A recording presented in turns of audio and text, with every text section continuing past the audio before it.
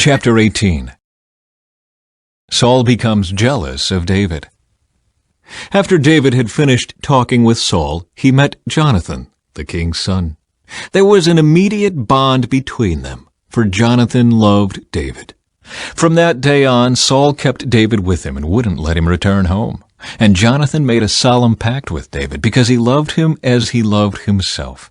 Jonathan sealed the pact by taking off his robe and giving it to David, together with his tunic, sword, bow, and belt. Whatever Saul asked David to do, David did it successfully. So Saul made him a commander over the men of war, an appointment that was welcomed by the people and Saul's officers alike. When the victorious Israelite army was returning home after David had killed the Philistine, women from all the towns of Israel came out to meet King Saul. They sang and danced for joy with tambourines and cymbals. This was their song. Saul has killed his thousands and David his 10,000s. This made Saul very angry. "What's this?" he said. "They credit David with 10,000s and me with only thousands. Next they'll be making him their king." So from that time on, Saul kept a jealous eye on David. The very next day, a tormenting spirit from God overwhelmed Saul, and he began to rave in his house like a madman. David was playing the harp, as he did each day. But Saul had a spear in his hand, and he suddenly hurled it at David, intending to pin him to the wall. But David escaped him twice. Saul was then afraid of David, for the Lord was with David and had turned away from Saul.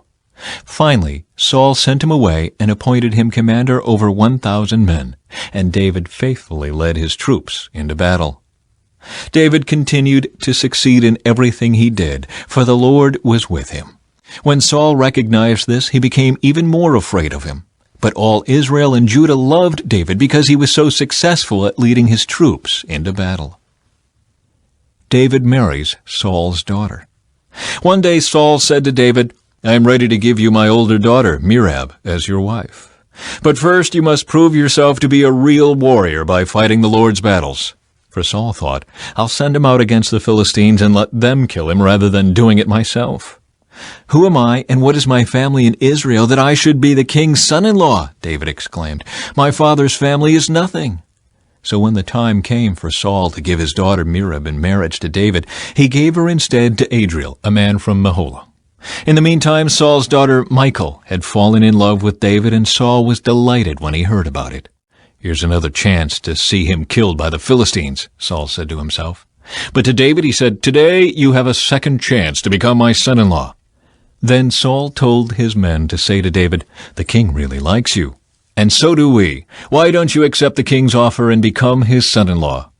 When Saul's men said these things to David, he replied, "How can a poor man from a humble family afford the bride price for the daughter of a king?" When Saul's men reported this back to the king, he told them, "Tell David that all I want for the bride price is 100 Philistine foreskins. Vengeance on my enemies is all I really want." But what Saul had in mind was that David would be killed in the fight. David was delighted to accept the offer. Before the time limit expired, he and his men went out and killed 200 Philistines. Then David fulfilled the king's requirement by presenting all their foreskins to him. So Saul gave his daughter Michal to David to be his wife.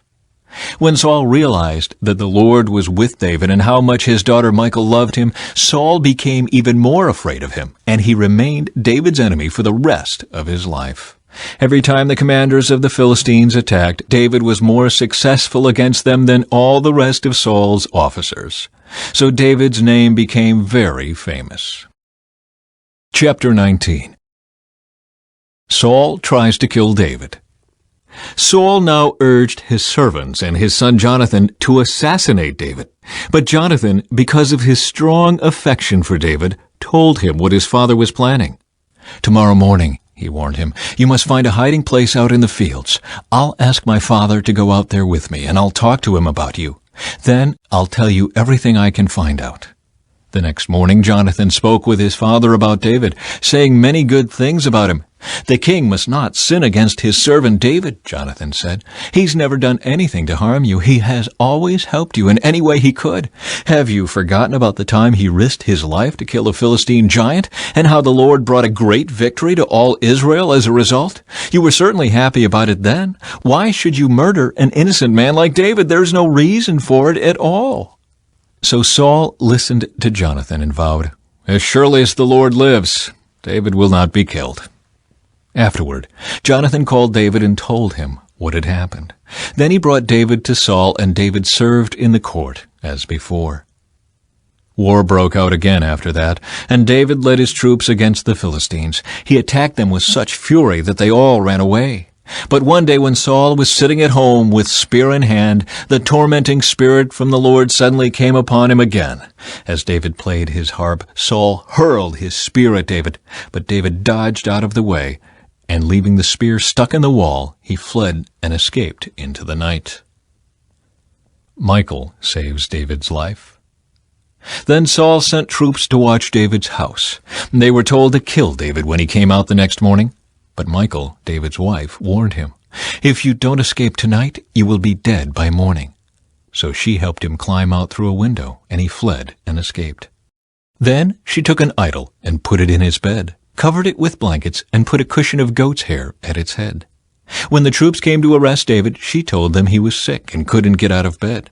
But Saul sent the troops back to get David. He ordered, "Bring him to me in his bed so I can kill him." But when they came to carry David out, they discovered that it was only an idol in the bed with a cushion of goat's hair at its head. "Why have you betrayed me like this and let my enemy escape?" Saul demanded of Michal. "I had to," Michal replied. "He threatened to kill me if I didn't help him." So David escaped and went to Ramah to see Samuel, and he told him all that Saul had done to him. Then Samuel took David with him to live in Naioth. When the report reached Saul that David was at Naioth in Ramah, he sent troops to capture him. But when they arrived and saw Samuel leading a group of prophets who were prophesying, the Spirit of God came upon Saul's men, and they also began to prophesy. When Saul heard what had happened, he sent other troops, but they too prophesied. The same thing happened a third time. Finally, Saul himself went to Ramah and arrived at the great well in Siku. "Where are Samuel and David?" he demanded.